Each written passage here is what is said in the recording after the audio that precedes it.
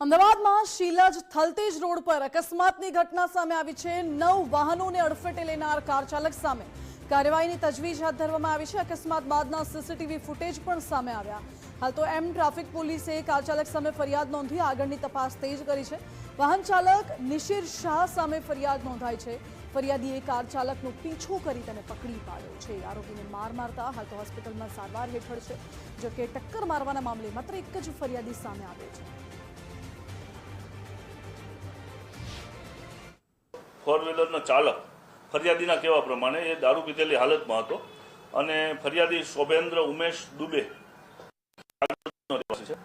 एमणे बीजी गाड़ी पाछळ बेसी अने पीछो कर्यो अने आगळ जता कोई बीजो रोकी दीधेलो एमने अने जे रोकेलो हतो ए बोपल विस्तारमां शीलजथी थलतेज रोड पर।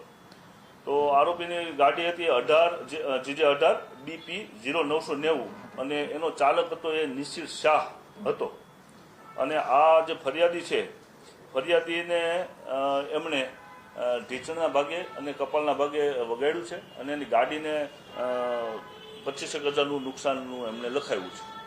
જે મતલબની ફરિયાદ એમ ડિવિઝન પોલીસ સ્ટેશને આવી અને એને લખાવતા 19 તારીખે એટલે કે આજે સવારે વહેલા 4 વાગ્યાની ફરિયાદ નોંધી લીધેલી છે અને આની તપાસ અમારા ઇન્વે જમાદાર છે રસિકભાઈ એ કરી રહ્યા છે।